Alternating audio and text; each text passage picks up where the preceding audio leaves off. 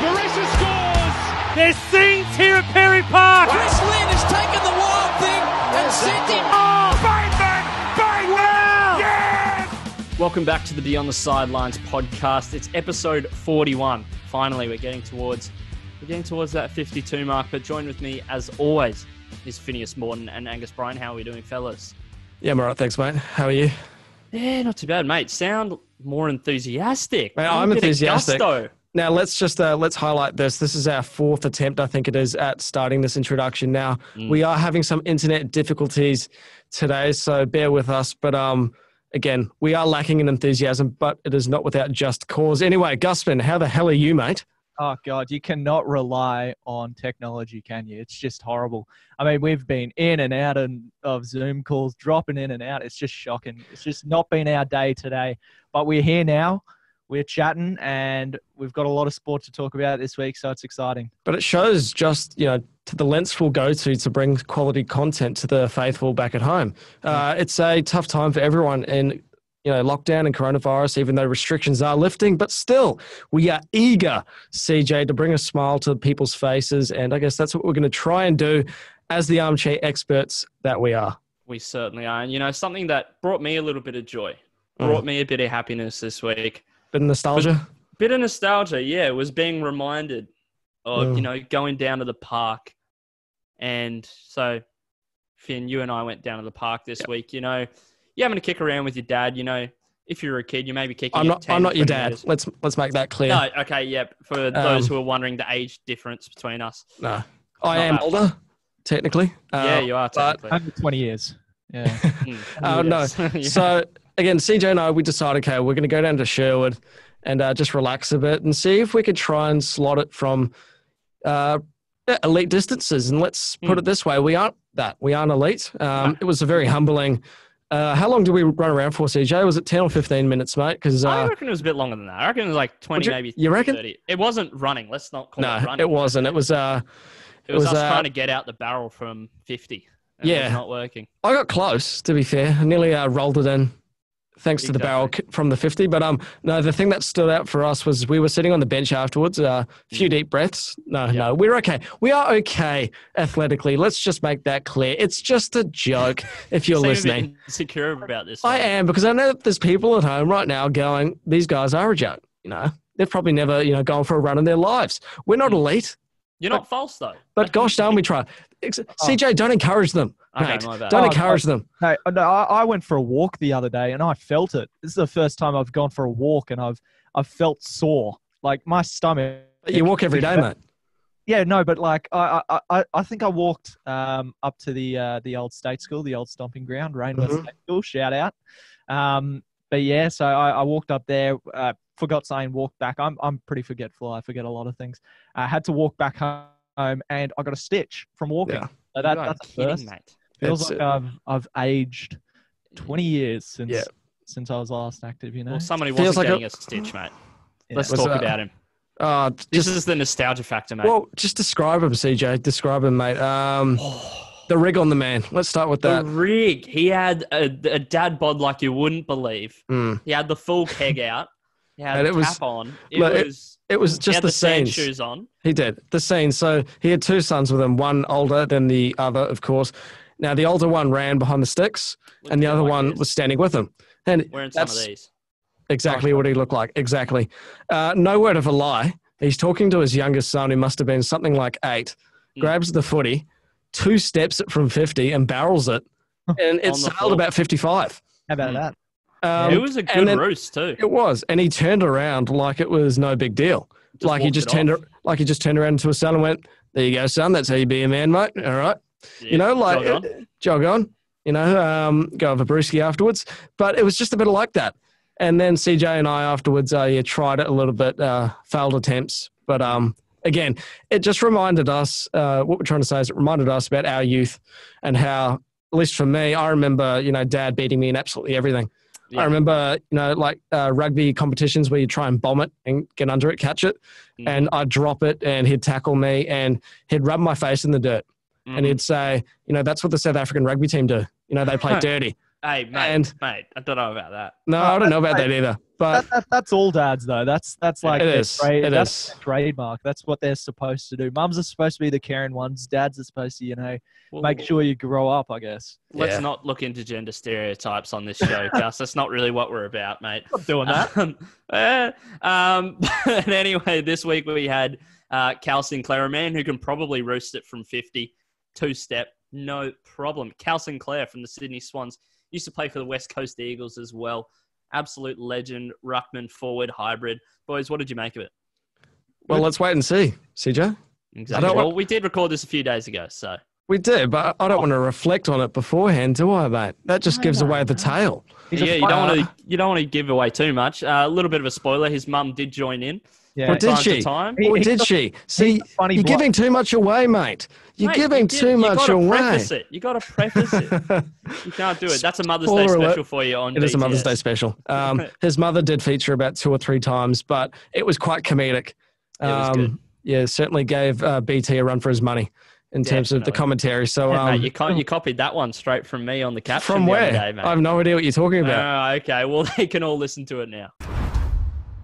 This week, we are joined by Cal Sinclair of the Sydney Swans. Mate, how you doing?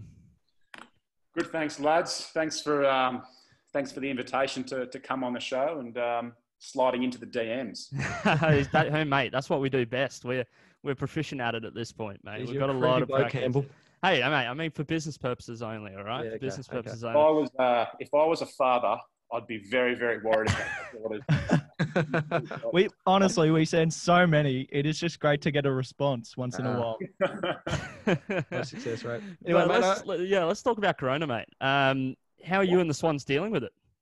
Well, I haven't heard too much about Corona in the last few weeks, lads. So I'll happily go into it again, mate. It's been all right. Like, as you know, like, no one even had a clue what this thing was or what was going on. And look, if I take you back to probably a few weeks before the season started, when you're playing footy, you're pretty selfish and you live in a bit of a bubble, and the only thing you're really thinking about is chasing around a football, and particularly when you're approaching a footy season, it's kind of the last thing on your mind, and you couldn't really, you just actually couldn't picture something like this happening, and particularly in my lifetime, and I've been playing footy for a long time, so not having a footy season is something very, very strange. So when we got told that the season's going to be put on hold for a little bit, it was, I don't know, it's hard to describe. It was just, it wasn't shock or anything. It was just like, just a bit of an odd feeling. So the first 2 weeks were obviously a bit strange with not actually understanding what was going on, and what impacts it has, on people at the footy club. There's a lot of close friends, and there's obviously employment and jobs have been affected, and then there's the stuff what happens with us. We had a pretty full-on negotiation with the AFL, and so the players have also been impacted as well. So I think as of now, it's slowly kind of calmed down a little bit, and with the curve flattening also, we're slowly kind of easing into this kind of routine, which is with what this new normal is, if that makes sense.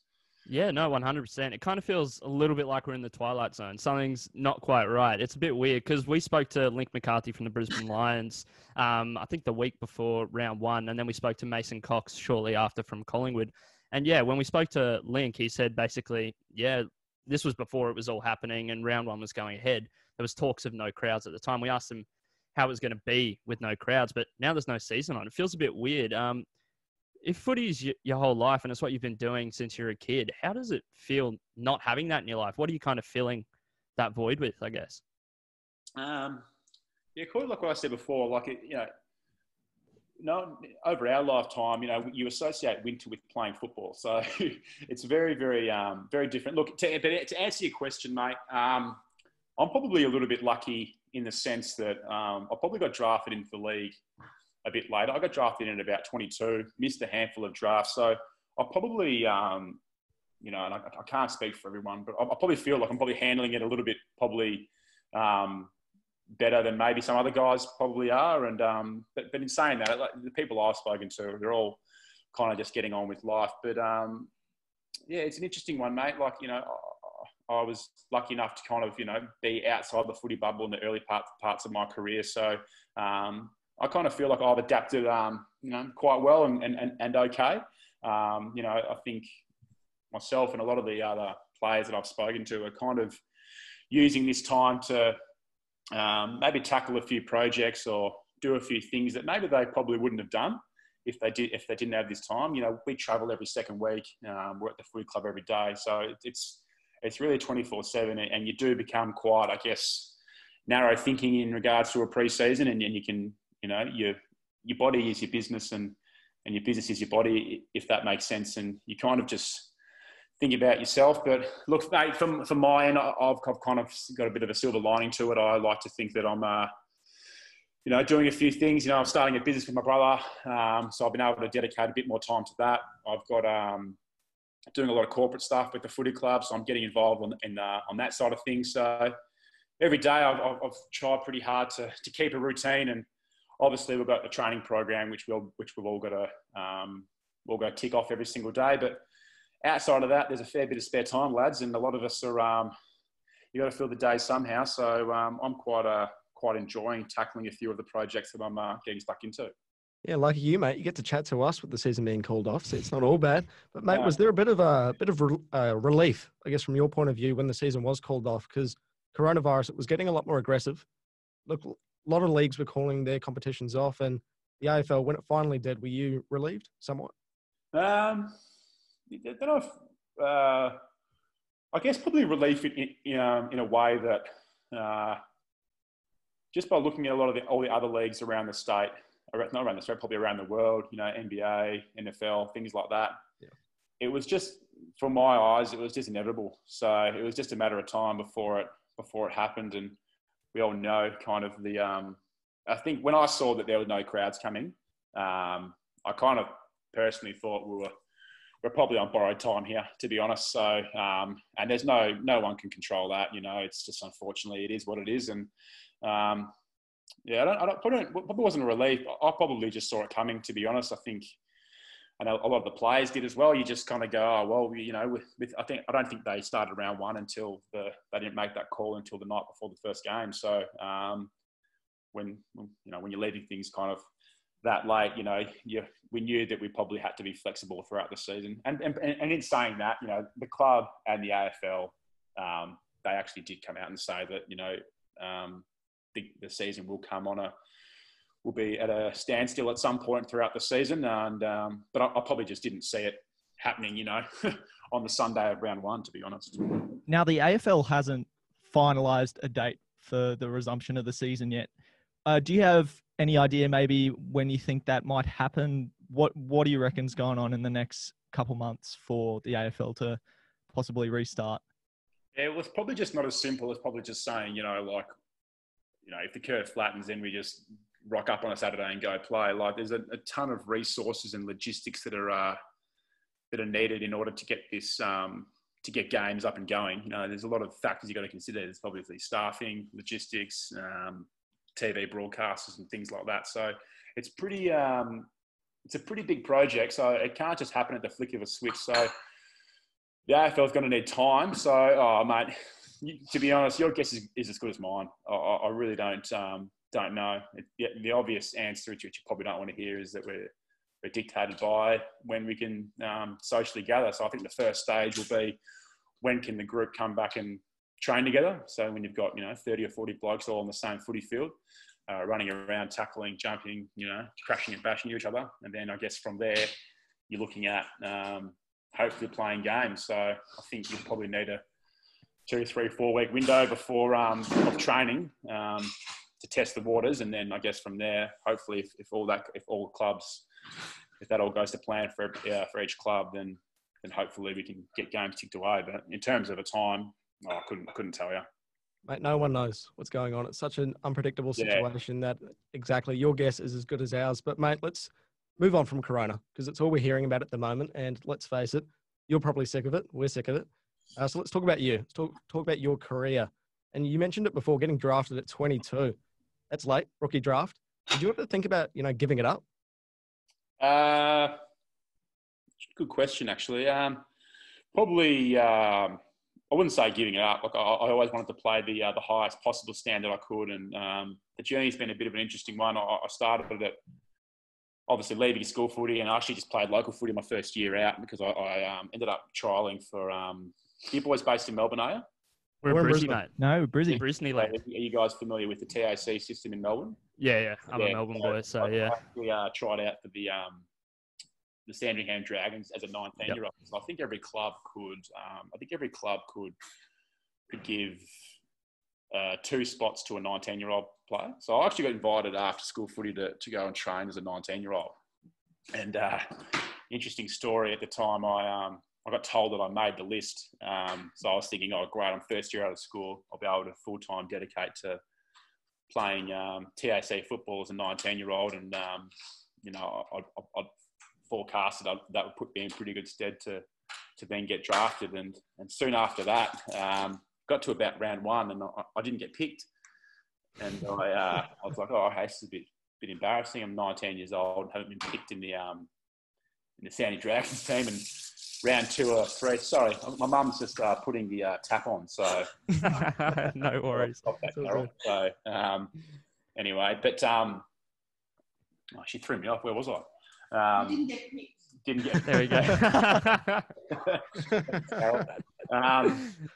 So yeah, so as my mum said, I didn't get picked, and then round 3, round 4 went past, and no, it didn't. I just kind of walked in there and said, "What's going on?" And then they said, "Oh yeah, you cut."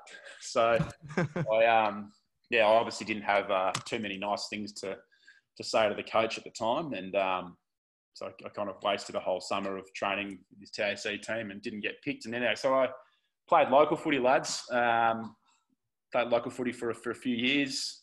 Then went to for 1 year, Then went to Collingwood's VFL list. Unfortunately, broke my foot, so I missed the entire season. And then they didn't want me either. So I then went to Port Melbourne. And I had a great couple of years there, made some really good mates, and that's a really true, authentic footy club, Port Melbourne. Played there for a couple of seasons, and then did a couple of draft camps there. Unfortunately, missed out and didn't play. As you see, I've got special comments in the background. You got a bit of commentary going on. So anyway, I had to live it too. Yeah, exactly. As well. So anyway. So then went to literally a couple of years, 2 national camps. Missed out. I've got a few funny stories there I could share with you boys a bit later. And then just made the move to Subiaco. Had a life change, went to the WAFL, got an opportunity to play for the Subiaco Footy Club. And at that stage, lads, to be honest, so in answer to your question, mate, I went over there with the hope of wanting to get picked up, but I kind of realised after 3 draft camps that it wasn't really the be all and end all, and there was obviously a bit of a knock on me that there was some reason that I wasn't getting picked up, and so I went over there just to kind of really enjoy my footy, having new experience, and I found that when I let go of that stress of trying to get drafted, that it actually happened. And I remember being in an elevator. My parents came over to visit me for my last WAFL game that year, and my old man was like, "Oh, I've just spoken to any clubs," and I said, "Oh, mate, to be honest, mate, I'm over it. Like, I'm just happy playing in the WAFL highest level I can, and I just don't think I'm probably good enough." And then the funny thing was, a couple of weeks later, I've been invited to train by Fremantle. And then while I was training with Fremantle, I got asked to train with Hawthorn. And then so I flew to go see Hawthorn to be in the rookie list. And then I got to fly back because West Coast wanted me to come in for an interview. So, mate, I wouldn't say I gave up, but I probably just stopped stressing about trying to make it. And then, when I stopped that, it kind of, fortunate enough for me, it worked out. Well, yeah. How happy were you when West Coast did pick you up? Must have been a great experience. Yeah, I was over the moon, mate. I honestly couldn't believe it for a long time. I watched a couple of 2 or 3 drafts pre that one, and constantly left pretty upset and pretty disappointed, and was pretty found it pretty hard to cop. But it wasn't exactly the greatest experience, those ones. But I just honestly, boys, I'm going to have to just ask her to leave if you can. You're going to have to go. You're going to have to go. Sorry, it's not about you, Carol. Sorry, lads. You can leave this in, lads. It'd be quite funny, actually. Oh, we will. Don't worry. You hear that? Yeah. So it's quite interesting. Yeah, when I had she threw me off. What's she got? So I didn't watch the drafts because it was I was in the supermarket, and I just thought, you know what, I can't be bothered watching this anymore and leave disappointed. So I was in the supermarket, and I just my best mate, who was doing exchange in the US, actually gave me a buzz and said, mate, you've just been rookied. And I just thought he was joking. I checked Twitter, and I just had to drop the groceries and and just walk outside for a bit.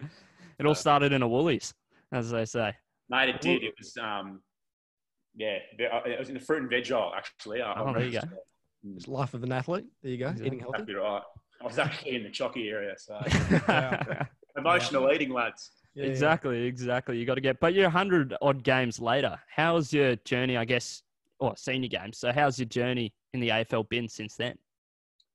Oh, mate, like, you know, I probably don't, you know, as 30-year-old bloke, mate, I don't sit here in front of you lads and you know, I'm not a 200, 300 game player.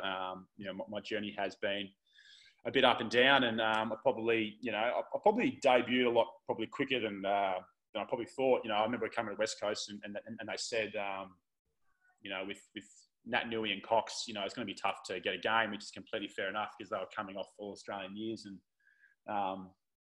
you have to see how you go. And just by circumstance and injury, you know, by round 2, I found myself in the side and played 5 games, and unfortunately missed the remaining year after that 5 games through injury. But and then I guess the following year I only played 4 games and battled with form battled senior form in the AFL side, and you know, then I was playing WAFL for the remainder of the year, and then going from that, lads, I played my 3rd year. I played 24 games. So it's obviously, it's a bit up and down, and I've always probably seen myself as a player that I could probably afford to play 1 bad game, just get away with 2, and then on my 3rd game, I've got to probably play pretty well to stay in the side. And mate, that's not like Anna. That's like many other players are in the league. So it's been a little bit definitely up and down, but the positives certainly outweigh the tough times. I mean, you've had some problems with injuries. You've mentioned it. I mean, you've had some shoulder problems. What's it like coming back from these injuries? What kind of resilience do you need to get yourself back on the park? It's pretty tough. I think when you probably have your first, your first long-term injury, I probably took that pretty bad. You know, I was 19. Yeah, I didn't really. I've never been injured before, so I didn't really understand. So when someone tells me you're not going to play for a whole season, it's a bit of a quite difficult. So it's interesting, mate. You've got to just, there's no real secret sauce to it, mate. You've got to really honestly just put one foot in front of the other. And the reality is, if you're going to work in this AFL league for a long period of time, very rarely are you going to go through playing 22 games every year, kicking goals and playing amazing footy. Doesn't matter. All the good players go through pretty rough patches, and I think that the best players are defined by how they can get back after injury. I think the classic case was, I think, like Michael Voss, broken legs, Tommy Mitchell, broken legs, and they get Michael Barlow. I think Mitch Wallace might have done the same. Yeah, that was a nasty one. Yeah, it was nasty. So it's I don't know, mate. You probably got to go through a bit of shit, to be honest, to to build resilience. It's not kind of something that you can just kind of flick the switch and suddenly you've got it. You've, it's a constant battle and constant challenge to do. I've certainly had my challenges with it. You are human, and if you're going to cop an injury, it's you probably do have a few days and a few dark times when you're kicking the walls and you're getting filthy yourself, and you take it out on the people that are around you. So I've seen many guys who have had ACL injuries and long-term injuries, and it's a pretty lonely place. You think you're around 45 blokes every day, but the reality is when you're injured, you're training away from the group, and yeah, so it's bloody tough. Yeah, mate, that's definitely a low light of being an athlete. But let's perk the mood up a little bit. Talk about some highlights. What's the best thing that's happened in your career so far? Best end of my career, I'd say the debut was it's very cliche, but the debut against the Hawks that I played in round 2. I'm not sure, 2013 maybe. It was a long time coming. Played probably over 100 games of VFL footy and tried to knock the door down pretty hard. Had a few injuries, so personally, that was a real kind of achievement and something I'm really, really proud of. The prelim final against the North Melbourne in 2015. Obviously the 2015 grand final was a disaster, but the prelim final, it's really difficult to explain. Having a home crowd of 50,000 at Subiaco, which is obviously not there anymore, but it was just a full-on party. Like, I'll never forget walking around the outside of the walking around the ground, high-fiving people after the game, and there were people just throwing their drinks in the air and just sculling beers, and you just felt like you were invincible, and people were just crying in the crowd, and even when we were out there playing on the ground, I think my first possession, I kicked it off the ground. And when I kicked it off the ground, the crowd just went absolutely bananas. Whereas normally if someone kicks it off the ground, they just go, oh, whatever, it's nothing. But when I kicked it off the ground, I literally flipped. I kicked it off the ground. I saw the footage of the week, kicked it off the ground, and it got a little bit of air. And Mark Lacroix just ran onto it, went back, slotted a goal, and suddenly I'm this massive genius. So I'll make you claim it. Yeah, masterstroke, mate. Masterstroke. Yeah, it was that was the one, and I obviously had a few great games for Sydney that stick out, and I think probably to sum up, any game that you kind of win away is it's really, really, really, they really stick out in my mind. So you go to Adelaide Oval or back to Western Australia, and you're fighting a crowd of 50,000, and they're all going against you. But when you have those times where you silence the home crowd, they're amazing. Yeah, no doubt. And you mentioned prelim final there. It's often kind of referred to as the fans final. Now, we're going to talk about 2016 in a minute because I've got a personal connection to it. Yep. As a Doggies fan, prelim in 2016 at Spotless, best day of my life probably. Yep. Calm down, Campbell. I'm just going to say. Were you on the bus where Luke Beveridge gave the $10? I wasn't, but I wish I was. Yeah, right. I'll tell you that. I was a young 16-year-old, and it was a good time. It was a good time. But that 2015 one, let's talk about that.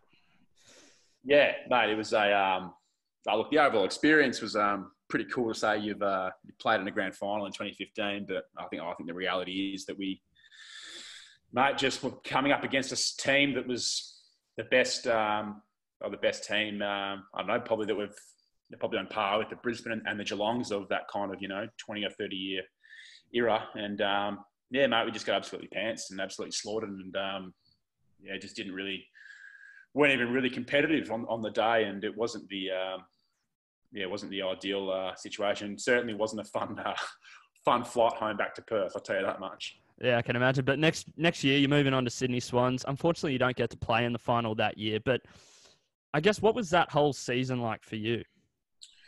Mate, pretty amazing. It was very interesting. I probably played up until about round maybe 17, 18, and unfortunately got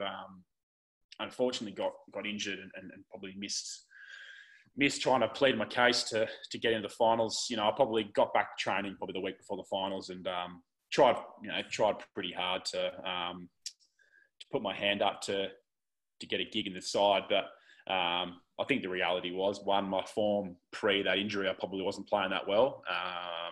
I probably wasn't having a big enough impact on games. Two, the side was playing incredible footy. Like, it was a tough team to break into, and particularly coming off, a pretty ordinary injury at a pretty ordinary time of year, to be honest. If it's one time to not get injured, it's have an 8-week injury with 8 weeks to go. Yeah, that's not when you want it. Not when you want it at all. On a team that's finishing on top of the ladder. So it wasn't ideal, but mate, it was a really, really, really cool to be part of. But in saying that, going into a grand final and not, I'd speak for any player that, is part of a club that unfortunately doesn't get to play. It's a pretty difficult few weeks, to be honest. The only thing going through your head is that you just don't want to miss out. That's definitely the hardest bit. I think watching the boys, feel hurting after that game wasn't a great feeling, and you do feel for them, and a lot of the boys weren't too wrapped, and completely fair enough. I was there the year before, and I exactly know how that feels to lose one, and it's not a great feeling. Now, from 2016 to now, how do you think your role in the Sydney Swans side has changed? Yeah, fair bit. Like, I probably started the year as coming there as probably a forward, to be honest, and then probably forward, do a bit of ruck work, so have that kind of 50-50 role. Look, I feel quite comfortable in playing both positions, where I'm needed. But I guess the change was probably in 17. I probably played more in the ruck. We had Tippo and Sam as well, who were the other ruckmen at the footy club. They had their challenges with injury in 2017, and I was kind of filling that role, doing the majority of the ruck work for the majority of that year, and then when Sam came back in this, I think Tippo might have missed a fair bit of chunk of that year, so it was majority me and Sam. So I'd probably be changing it out with Sammy, and then I'd spend a fair bit of time forward, and then through circumstance, 2018, I'm taking the ruck duties for the entire year, and then which was a pretty really enjoyable year to kind of have that consistency and just play one position, and you know what your role is every week, you know who you come up against, and after a few rounds it kind of becomes clockwork. So 2019, probably started played the ruck that entire year until I unfortunately popped my shoulder out a couple of times, which people like to remind me about. But and then probably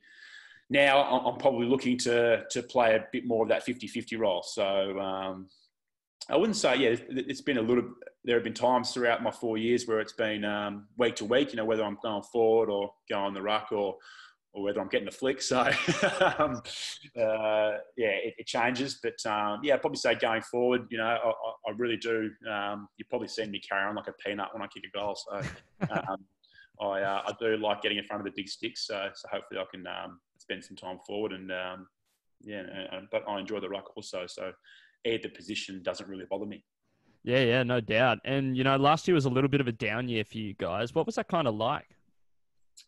Yeah, well, mate, I think the stats are, out of the last 10 years, we've played finals 9 times. So we're a club that prides themselves on, got pretty high standards, and the expectation from the footy club and the AFL as a whole that the Swans should be playing finals footy. And it wasn't definitely wasn't the most ideal year that we've had, but mate, massive learnings from it.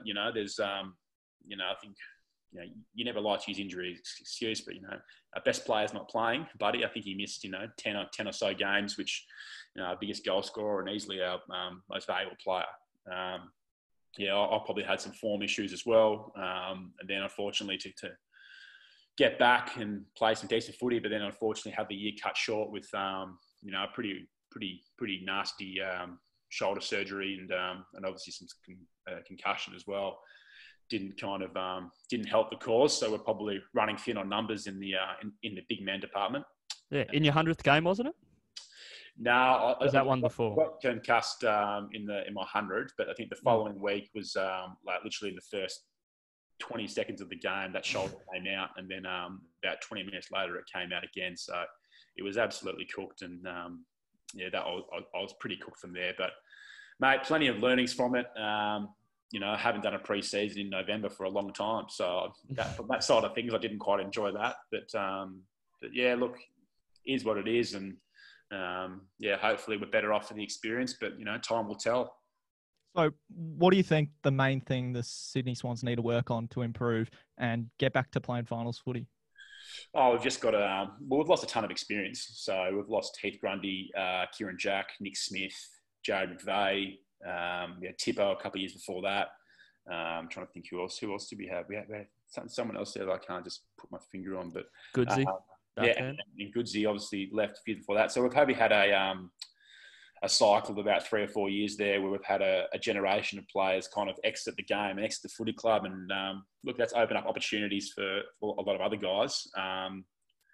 But, we've got a big chunk of our list that hasn't quite played a big amount of games together. But in saying that, I've got full faith that we can turn on the performances. It can turn around pretty quickly. I really do, really do believe that. And I think if you look at teams like the 2012 team of the Swans, they were a pretty young team. Look at the Bulldogs that won that grand final. They weren't exactly the most experienced side. They weren't the most experienced side going around by any stretch of the imagination. So the opportunities are there for us. It's just it's just basically trying to get those wins on the board. So, but I do believe that banking games in a group, and a healthy group, might I add, certainly helps. You see why Richmond have been so successful over the last few years, that they just rarely have any injuries. And, even last year, I think they had a patch of, 4 or 5 weeks. They didn't have Koch and Martin and Rewalt in the same side, and they still found a way to get it done. So, a benchmark like that is something that we've got to strive for, and hopefully banking a ton of games, we can do that. Yeah, for sure. And, we've been having a conversation with Cal today, and Carol as well, your mother. But how's conversations with Cal, your podcast you do with the Sydney Swans? How have you found that? Mate, it's good, mate. I really enjoy it, lads. Like I as you can probably see, I can talk the absolute leg off a chair. So I don't do well in yoga and meditation and things like that. It's probably not my go. I probably like to connect and have a bit of a laugh with the players. But mate, it's something. Yeah, I'm loving it. It's a really enjoyable thing to do. You start off, and the first one we did, we started off, and I thought, mate, I don't sound like that. I'm an absolute. Sound like an absolute peanut. Why would I listen to this? But no, I enjoy it. You do get better at it. I think the players are starting to open up a little bit more, and I get pretty sick and tired of the standard AFL media questions, and it's become clockwork now. And I think I don't care what anyone says. No one listens. It's just boring. No one wants to. Those press conferences are just like the players just say the same thing every single week. So, good effort from the boys. The boys worked really hard. Yeah. So if you can get the players in an environment where they might be able to show a little bit more of their personality, maybe show some talk about some things outside of football, because I think generally people are pretty interested in that kind of stuff. I'm sure you boys could probably see with a few of the conversations you've had with other players that you probably find things out about them that you might not have known. So, and I think there's only so much you can talk about with football, because it's so publicised now that the answers are always in front of you. So what's the point of hearing about football when you can just look up some stats and you can draw your own conclusion? Well, is that something you're keen on getting in after your career, mate? Getting involved with the media and being that voice of reason and change, I guess? Mate, I'd like to. I do enjoy. To be honest, like the probably 3 or 4 years ago, maybe even a couple of years ago, I couldn't stand doing any media work. And then, and that was probably based on I probably just didn't really feel comfortable talking about my footy in front of camera, because I'm trying to hold on to a spot every single week, and you don't want to say something stupid and then go out and have a stinker, and suddenly podcast like yourself start popping me. So, sliding into the DM. So. Yeah, exactly right. So I don't. I honestly,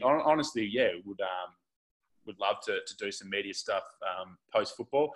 To be honest, though, I'd like to do something outside of football in the media. I don't really love exactly talking about, football 24/7.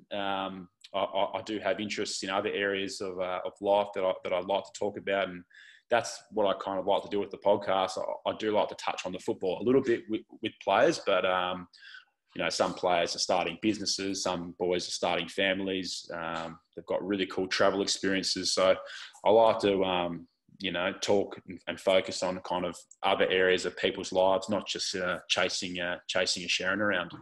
Yeah, no doubt. And, mentioned something outside of footy. I heard that you did drama. You know where this is going. You did drama in high school. I did too. Don't worry, mate. But you reckon that helped you with the podcast and your media and whatnot? I probably as a young kid, I always liked to be the center of attention. I always enjoyed being the making people laugh and stuff like that. So, I think Mum can attest to that. Yeah. I'm just going to try and she's getting ahead of herself. She's just trying. I actually know how to keep it. I'm going to ask you to actually be quiet. But I actually really enjoyed the drama and theatre day stuff. Like, I'm sure it starts out like just playing duck goose, running Zip, around, zap, boing and whatnot. Yeah, this is better than maths and all the other electives, and then suddenly you turns into there's a fair bit of thought and a fair bit of theory attached to it as well. So. I'd probably say it did help a little bit. It probably helps. I don't mind, obviously, talking on camera kind of stuff. I don't mind doing the radio interviews or public speaking. I personally kind of find that stuff pretty easy. There's another probably aspect to my life that I've got real challenges and difficulties with. Life admin, for instance. I'm not good on that side of things, but yeah, definitely I had a bit of fun with it. I don't know if my drama teacher liked me too much though, to be honest. A bit of a rat bag, but what else? I guess what's next for Cal outside of footy? Mate, a fair bit. Like I said to you briefly before, I'm 30 years old, so I don't really can't really waste too much time. I'm under no illusion that once you hit the big 3-0 that there's an asterisk next to your name, so you're kind of on borrowed time, and I do accept that. But now I've got a little bit going on. I'm obviously going into business with my brother. We're starting a business which has been really cool to dedicate a lot more time to during this period of shutdown.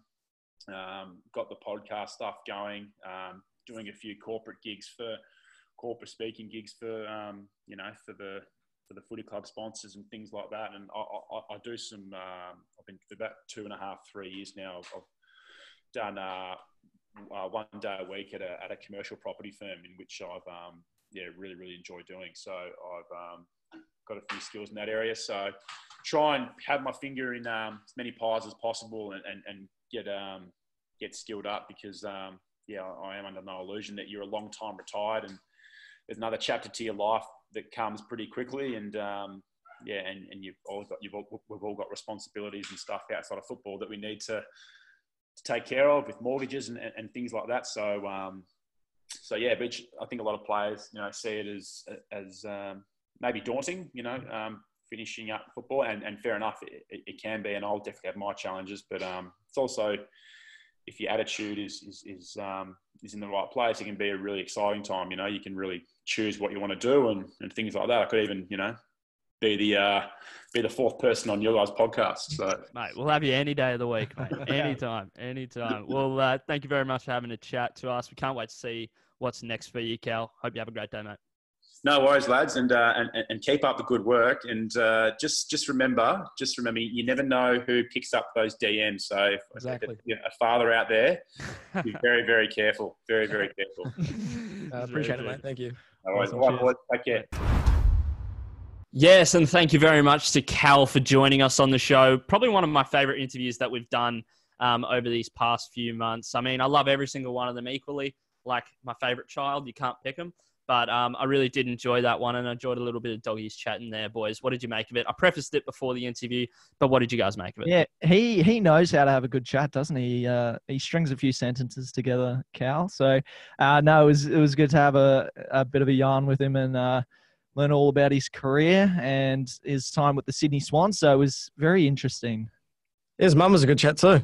She didn't feature directly, but she did in the background. But again, that would have been quite funny. I was thinking about it during to try and get her to walk around, be on camera, and really just share some secrets of what it was like for Cal growing up, and I guess how much of a disappointment she thinks he is, because that's the impression. That's the impression I got from her. AFL football. If he's a disappointment, what are we, mate? That might have been a little bit of a rat bag, hey.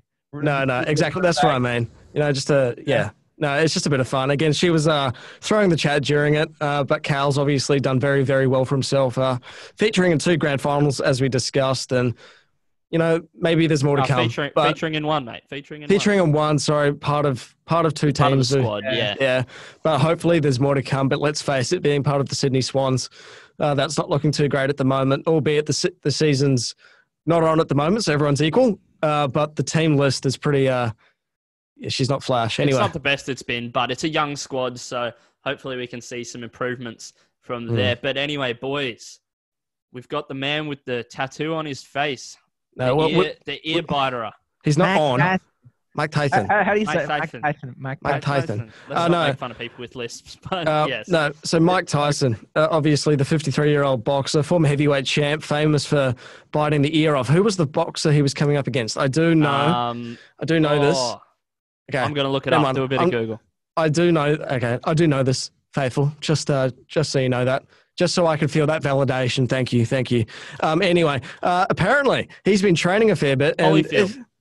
Evander Holyfield. It was, yeah. Well, no. My favorite moment of Mike Tyson was him decking old mate in The Hangover. In The Hangover with his tiger in the background. Zach Galifianakis. Yeah, he absolutely dropped Zach. Actually, no, I was hilarious. I was talking about this with my brother Orion a few weeks ago, actually, saying, I think he asked me, Finn, would you cop a punch from Mike Tyson for $3 million?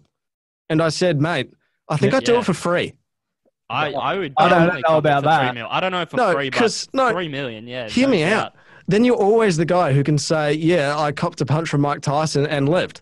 There's a lot of people. There's no guarantee that you're gonna. Yeah, there's no guarantee you're living through that. And if you don't, who cares? You move on. Not if you're dead. You're not going to be. You're not going to be happy if you're dead. I mean, my limit maybe 10 grand. I'll cop a punch from Mike. Anything under that, then but there is the possibility that 3 Australian sportsmen are in talks at the moment, or not really in talks. They're just rumours that have really been blown out of proportion, if we're being honest. But Barry Hall, Paul Gallen, and SBW, Sonny Bill Williams, all being talked up as potential opponents for Mike Tyson should he come out of retirement for a charity slash exhibition bout. Now, gents, this is just absolutely fascinating. I might say, if you look up Mike Tyson training, he looks in pretty damn good shape. Not akin to a 53-year-old, let's put it that way. He's in good nick. He is in good nick. Actually, I will also say the bit of background is some guy from Melbourne, I don't know who he is tried contacting Mike Tyson saying, if you fight one of these 3 guys, here's $1 million. The Green Machine, probably. Danny Green himself. Jeez, imagine. No, but gents, question I'll propose to you two is, out of those 3 fighters, Hall, Gallen, and SBW, who gets the nod if any of them were to fight Mike Tyson? It's pretty obvious. It's got to be SBW. It's got to be SBW. Yeah, no, dude, he's. No, I mean it's got to be. Yeah, it's got to be SBW. Okay. I thought you were disagreeing. No, he's such an athlete. SBW. He could honestly do anything. He could probably beat Tyson. Well, the SBW is not much an athlete. No, and the shape he's in, it's like, oh my god. The thing about mate, calm down. Who is? That's the muscles for the rest of us, mate. Like seriously, God. The thing about Tyson though is, if he were to hit you, you would feel it. That's the thing. So, I don't know, SBW, he might be in better shape, but man, can he throw a punch as hard? Probably not. Because that was Tyson's. I'm joking. He's letting you beat him. Because that was Tyson's thing, obviously, throughout his career. He'd get you in 1 or 2 rounds. That's all he needed. And again, he's a bloke who's 5'10". So he's shorter than you, Gus, slightly taller than you and I, CJ, holding back the tears as I say that. But he was fighting in the heavyweight division against guys who were very, very tall, very, very big, some fat, and winning fights. So he used to basically cop it. He'd get in close, cop a punch, but no, if you don't knock me out with that punch, then I'm knocking you out with with me getting in close. So I think if this does go ahead, it has to be SBW, without a doubt. Barry Hall, look, his last bout against Paul Gallen was absolutely laughable. Yeah. We were at the Pig and Whistle Riverside for that fight, and I think off the top of my head, wasn't it 3 2-minute bout? Rounds. Sorry, I thought it was or 6 2-minute rounds. 6 2-minute rounds. I think. 6 2-minute rounds, something like that. But still, that's not conventional for boxing. No. Barry Hall, for him to go from that, and let's face it, in that fight, if you cast your mind back, he looked very, very average. If we're being generous, they were both pretty bad, but they were. Tell's Gallen was a little bit better. But still, both definitely not up to the standard of Tyson. Like, good enough to fight. Chance. Probably, I would say, the second best boxer of all time. Yeah. He's one of those guys, of course, my boy Muhammad Ali takes that nod. But a story on that, actually, Gusman, do you remember back in grade 12, modern history? Side story here, gents. I did an assignment on Muhammad Ali, and we had to do notes, and I did 75 pages on notes for him because I thought, hey, if I'm going to do an assignment on Muhammad Ali, I'm going to rip in.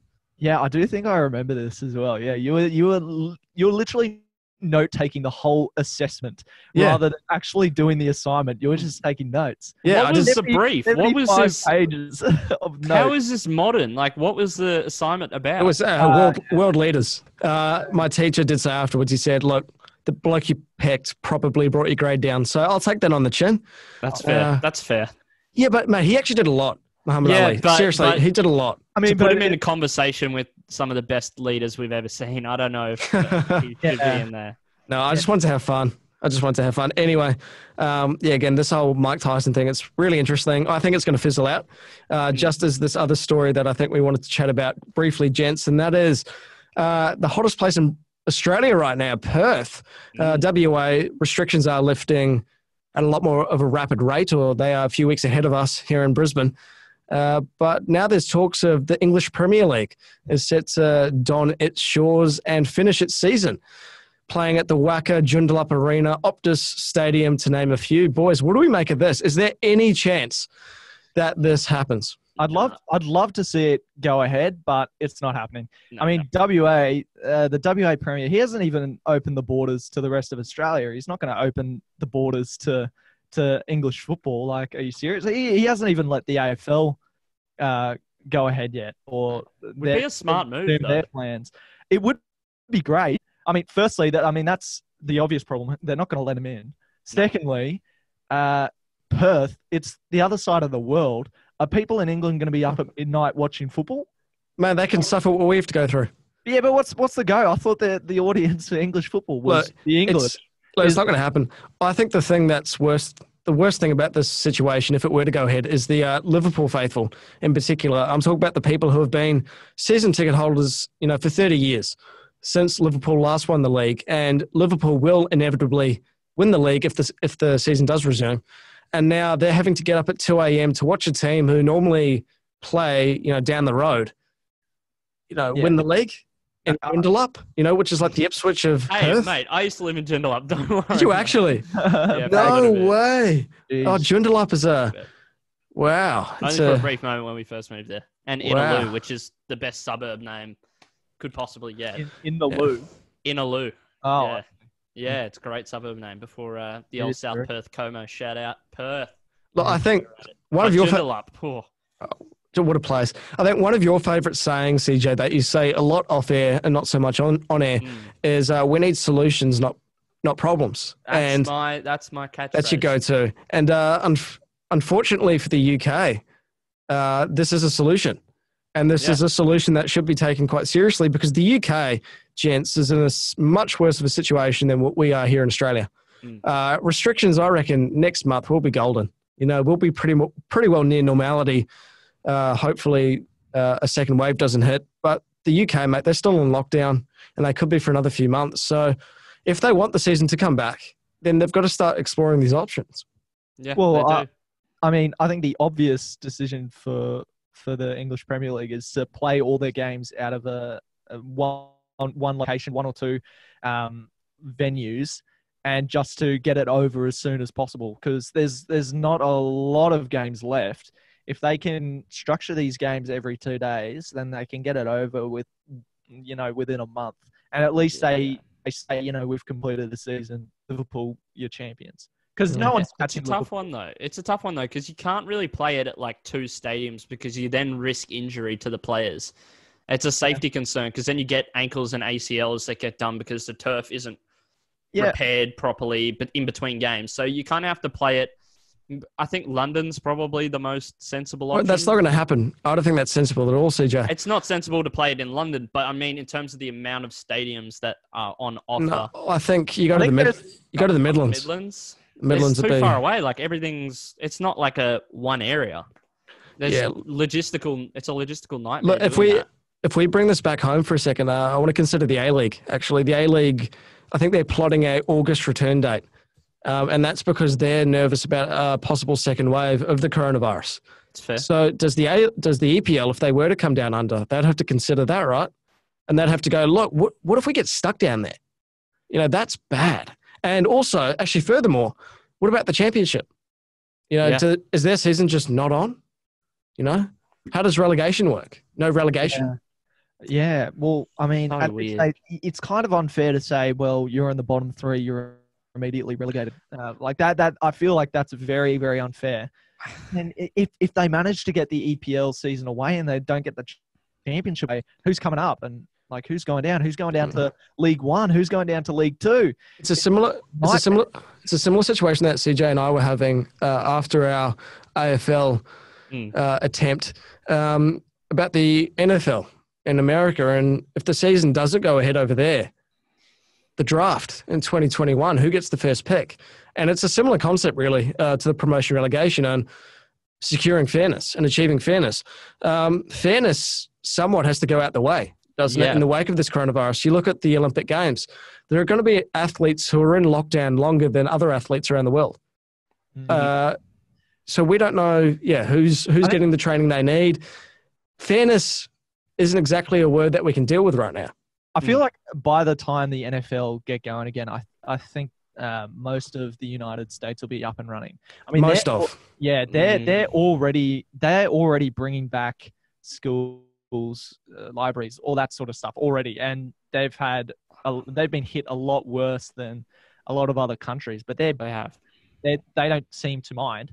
They seem to mind. I'm sure they mind very much. Yeah, but they realized. I think they realized that they need to get the economy going again. So that's, I guess, that's their frame of mind for this. That's hard though because there's a lot of political differences between Australia and America. Americans are generally very big on their democratic rights and civil rights. You can't keep us penned inside forever. Which is a lot of their kind of mind frame. Whether it's the right or not is not up to us, but it's very contentious. But anyway, boys, I think that'll do us for this week. Thank you very much to Cal Sinclair for joining us on this week of the podcast, episode 41. We really appreciate it. And if you haven't checked out all of our socials, go check them out. On Instagram, we are @_beyond_the_sidelines_. On Facebook, we are @BeyondTheSidelines. YouTube, we're Beyond the Sidelines. We try to keep it pretty simple, just so people don't get too confused. We've got some cool content coming out on Instagram and Facebook, so make sure you check that out. Anything to add, boys? No, I'm pretty much done for today. I'm starving. Get another feed. Hungry. What are you getting? What do you reckon? Definitely Hungry Jacks. Stunner? Yeah.